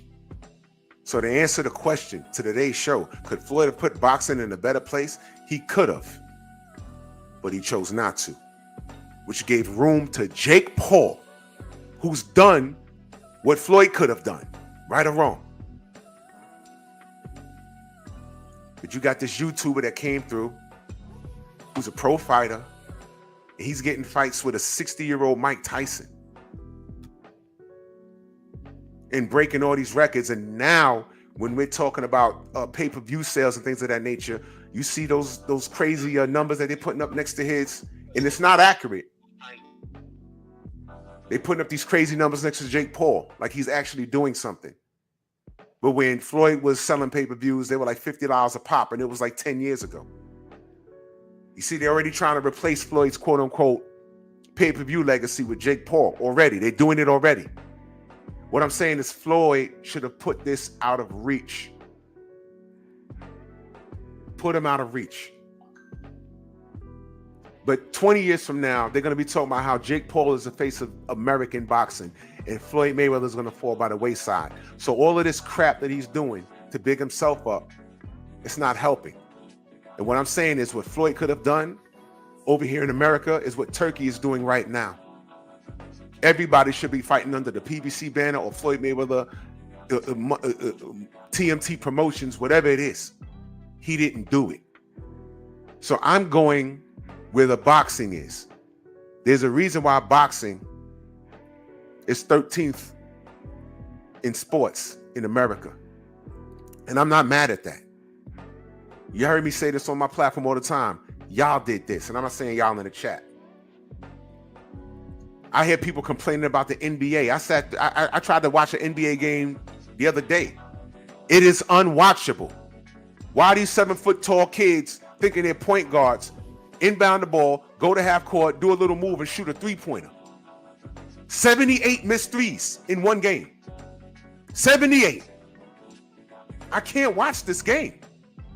It's disgusting. And on Instagram, I'm seeing Paul Pierce and Kevin Garnett and BJ Armstrong and Byron Scott. They're talking about the IQ of the game is gone. When you have the pros, first I was like, am I bugging? What's going on with this game? And then I'm hearing this all the games. And when I hear the retired pros saying, no, this game is messed up today. Oh, I know I'm not bugging. That's why I don't watch it. Then they talking about the league is losing money. Well, there it is. So of course. So I look at Floyd Mayweather and I can't get over the Gucci shit, y'all. I can't get over that. I defended this man against, him and his baby mama fighting. And his baby mama, by the way, she was cheating with someone that was playing for the Bulls at that time or whatever was going on, cheating or whatever.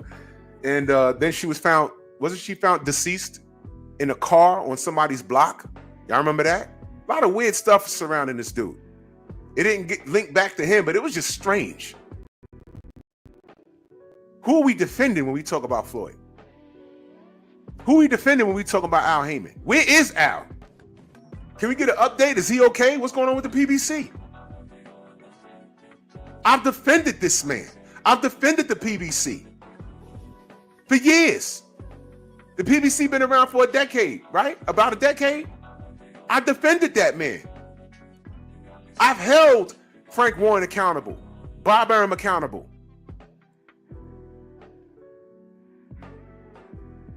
Eddie Hearn. I've held them accountable.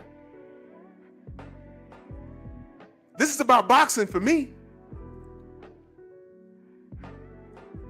I'm looking at the product. And I'm looking back like, we could be doing so much better. Why didn't Floyd, the face of boxing, what has he done? What good are you if you're a millionaire and you raise your kids and your kids running the street, looking crazy, acting crazy? What good are you?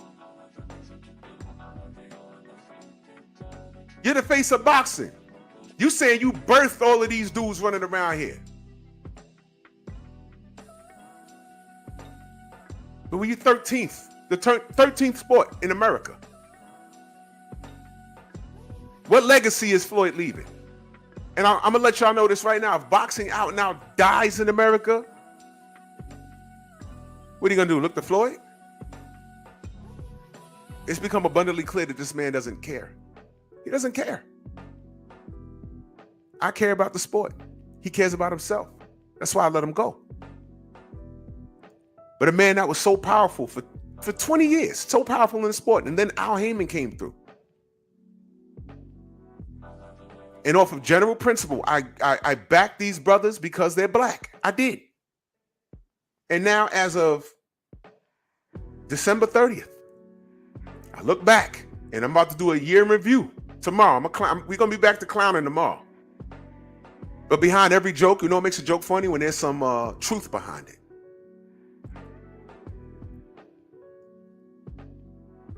You don't think he could have done so much better? You don't think the PBC could have done better? You don't think Floyd Mayweather could have been done better? You know how bad it is when all y'all could say is, Riyadh season, they're not making any money. I don't care. I know I watched 2 Riyadh season events that were huge and I loved it. I don't care what this man does with his money. Well, they're not going to be around for too much longer because they're blowing money. How about they might not be around because Turki Al-Sheik's health is bad? And now that we know that, now whether he makes money or not off of it, it really doesn't make sense. Now does it make sense? He might not be doing this to make money. He's a kid in the candy store. I love the sport. I got this money. I'm not going to take it to heaven or hell with me. I'm just going to blow it on this sport that I love. And while I'm at it, I'm going to give everyone the fights that they want.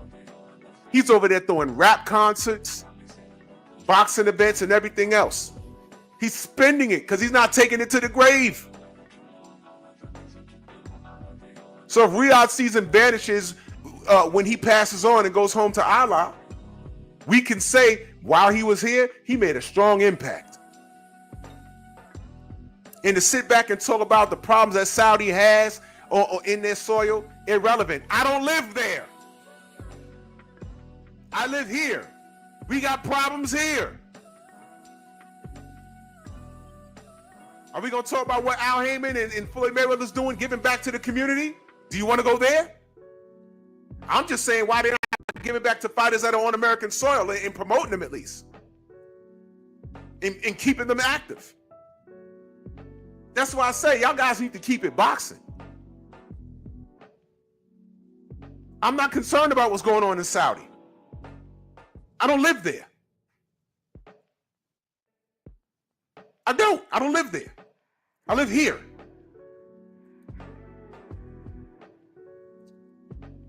Jesus Christ. You want to talk about moving the goalpost? Where's Al? Because I'm annoyed. We have all this American talent, and they're talking about getting rid of the the boxing program in the Summer Olympics. Who's gonna fix it? Mauricio Sillyman. What? 4 sanctioning bodies. You think Riyadh season cares about sanctioning bodies?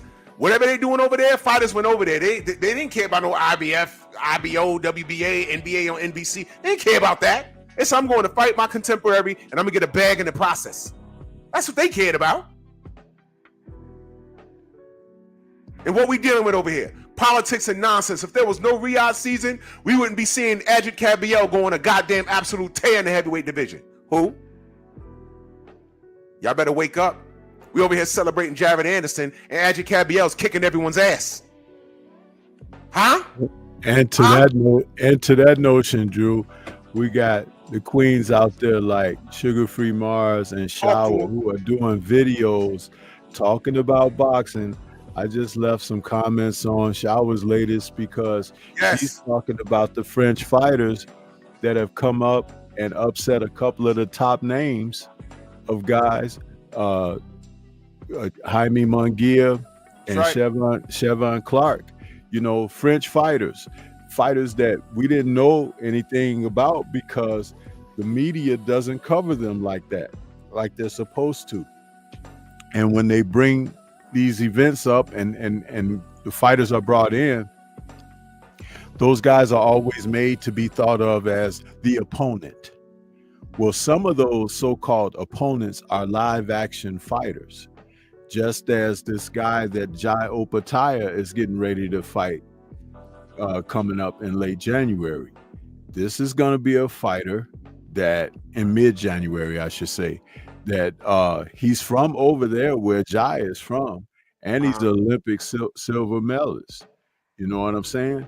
So it's like, it's great that not only people like yourself and myself, but we have others now that are a part of the community that's doing their part to help round these things out. People can hate on us all they want to, but all we've ever wanted was to talk boxing and to enjoy expressing, you know, about the sport that we all profess to love. You know what I mean? And that's why supporting is so important. That's right. You know, it's very important. And it's wonderful to see others doing that. It's like there is not a jealous bone in my body for that. It's like the endorsement. It's like, it's just that I can't see everything all the time, but when I do see it, I make certain that I can comment and show love and support about it, because that's what I try to do. I love it to see when I get a notification when Shawa puts up a video, and she's been cooking, and Sugar Free Mars is everywhere. And it's about boxing. This is all we want to talk about. Now, you get these guys that are fly-by-nighters. Exactly, Shaquilla. It's a community. It's a Lions Den boxing community. And you don't have to be LDBC to rock with us. We just talking boxing. That's it. And when you talk boxing, you just disarm everything else. I don't like talking about business. I'm going to talk about what's going on in that ring. And people want to fly by and call us racist and everything else. Adrian Cabiel is the furthest from black than you ever want to believe.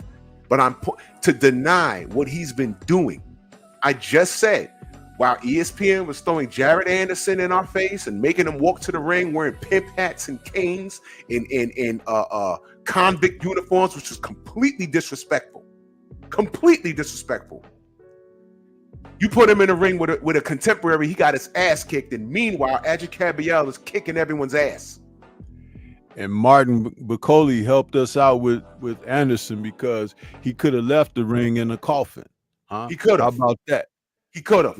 Coming out there playing. You don't play boxing. How many times have we have said that and heard that being said? No, and it's yet to see. Now, I want to see how Jared Anderson looks when he comes back after that. I want to see what's going on. If he comes back. if he comes back, because we haven't heard anything. He's too young to be out the ring this long. He's not even back with a warm-up now. But at this, they put him on such a pedestal. Is there any light work at this stage? I don't know. I want to see what he does when he comes back. And salute to Yuri Israel. Says, Drew, just think about how none of them came to the defense of Wilder, knowing that he was cheated and pretty much left out to hang by himself. This is another reason why boxing in America is in the toilet.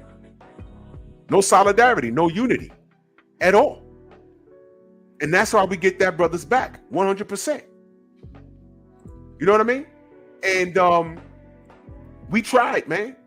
Why wasn't Floyd at any of Deontay's fights, talking him up? No, he waits until Deontay runs into some trouble to say, yeah, I could help him.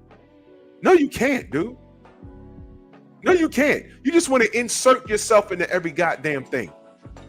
Floyd Mayweather behaves like a jealous woman. And that's why boxing is in the toilet, because when he was leading the charge, he didn't do anything. He was worried about himself.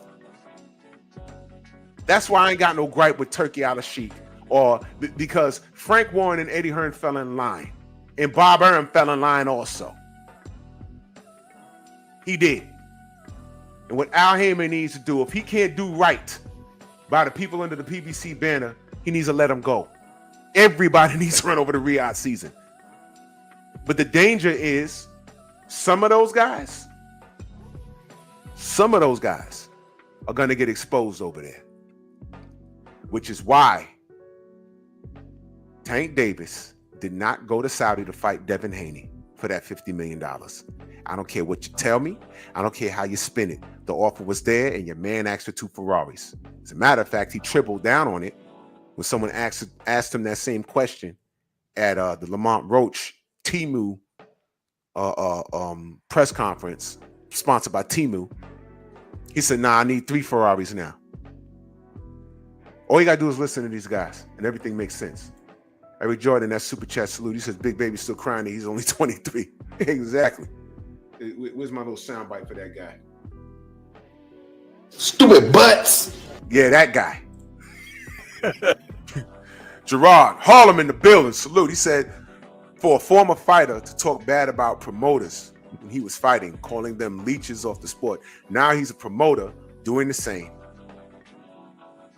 And again, like what our brother KG said, I want to see you do well, but not better than me. Floyd is the absolute, you know what? Let me say this, man. Floyd Mayweather, he did some great things in the ring by today's standards, because today's standards wasn't the standards in the 90s and in the 80s and 70s. Standards changed, and I get it. But as a person and as a representative of the sport, I could do without. And I'm talking about representative giving back. Giving back. Because don't we always talk about how boxing is a brotherhood? It's like an alumni. He's supposed to bring people up. And when he brings these people up and they come to a point where there's a little bit of a disagreement, he gets in his feelings. And that's what makes Floyd dangerous. And that's why, name a successful relationship that Floyd had in boxing that exists today that he has. Adrian Broner. Adrian Broner called him out for a fight after he won one of his fights. He called him out for a fight. Remember that? We all saw how the Haney situation went. Now, Tank Davis, and y'all were laughing at, you know, Bill. Y'all laughed at that, right? Turned right around, now he fell out with Tank. Name a relationship that Floyd has had in boxing that he has today that's been consistent. You can't name one. So how could he put boxing in a better place when he don't even have his personal life and relationships in order? You're gonna trust him with an entire sport when he can't maintain a relationship in his personal life? He don't even have a good relationship with his kid. When Bill said that shit about his daughter, think about that. His daughter stabbed a woman fighting over some rapper. And then what was his response to Bill?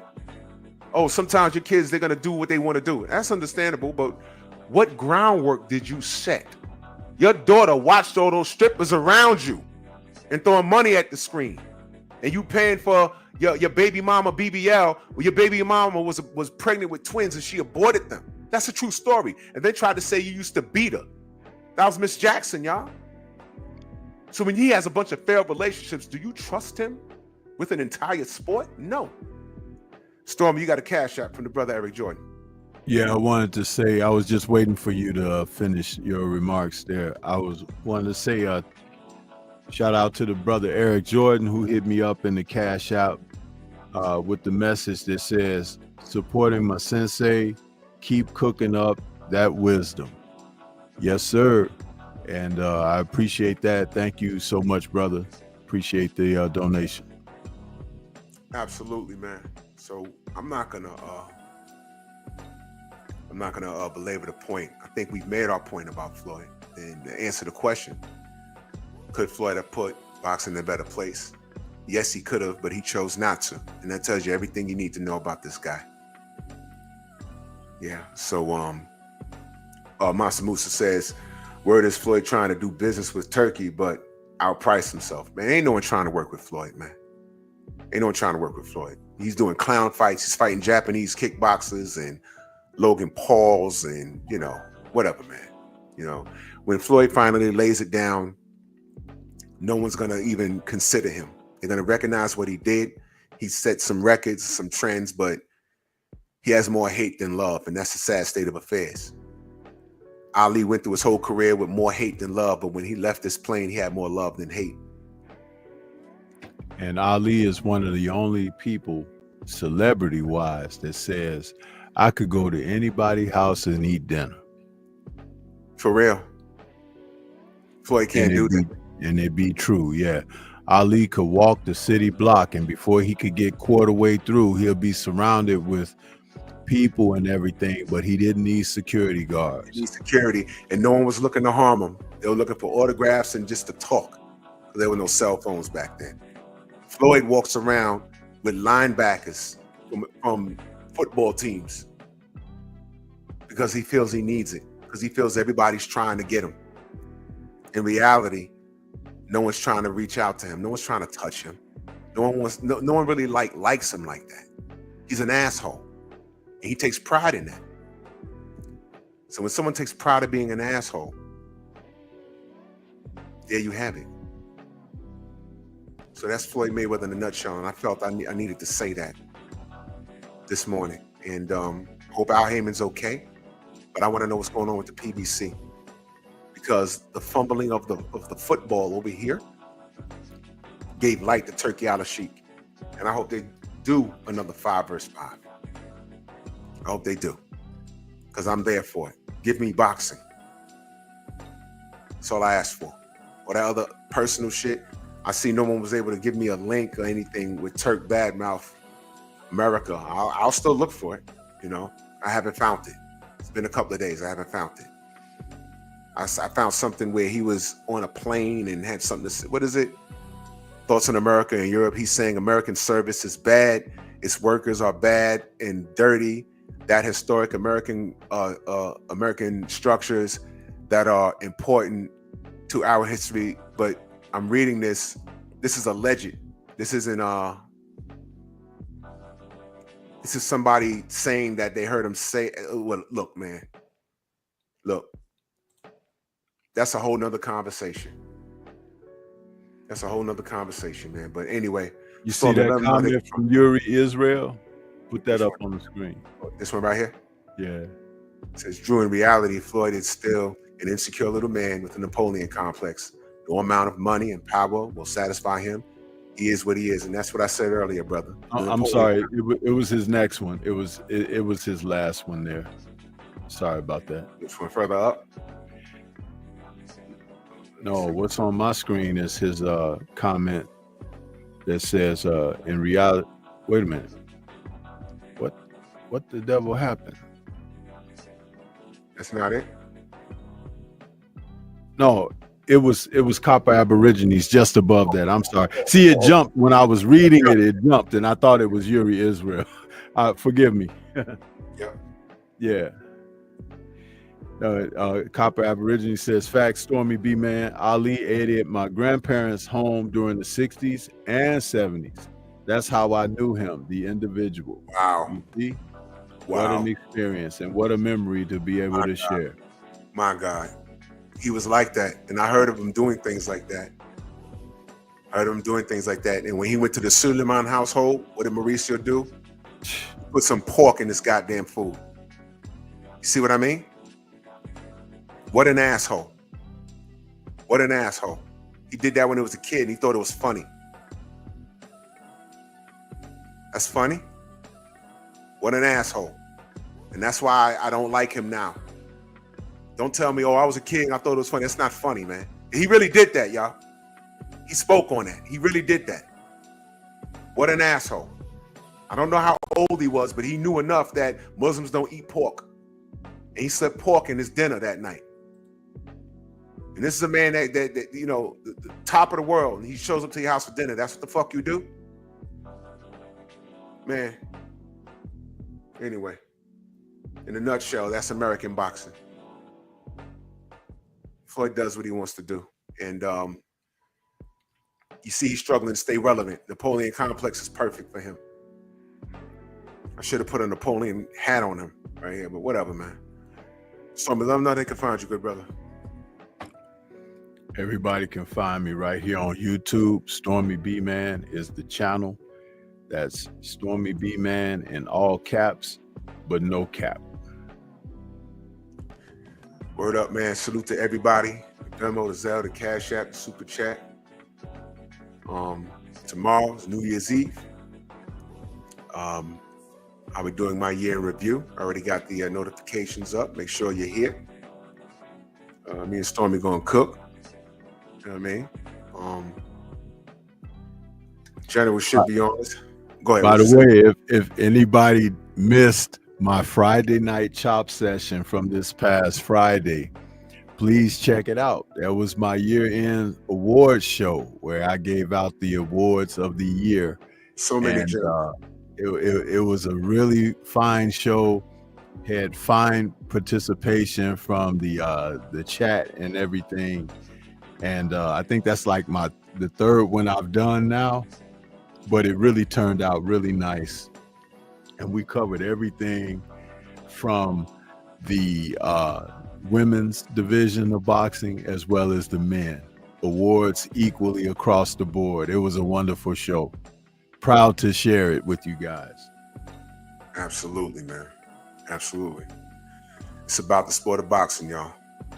Sugar Free Mara says she just subbed. Oh, thank you so much, Queen. But what took you so long, huh? Were you standing on the fence? You was like wobbling and you was like rocking back and forth, like, should I do it? I don't know. Okay, I'll just take the plunge for the new year. Thank you so much, Sugar Free Mars. Man, salute to y'all, man. General should be on. Let's head over to 78 Sports TV. See what the General's cooking, and we'll be back here tomorrow. I might do pep talk tonight. Yeah, you know what? I think I'm gonna do pep talk tonight. I might do. If I don't, y'all won't see me. If I do, just check for your notifications, man. So salute to y'all, and another year in the bag, man. And I'll catch y'all tomorrow. Bronx on deck. Move! Why are you gay? Who says I'm gay? You are gay.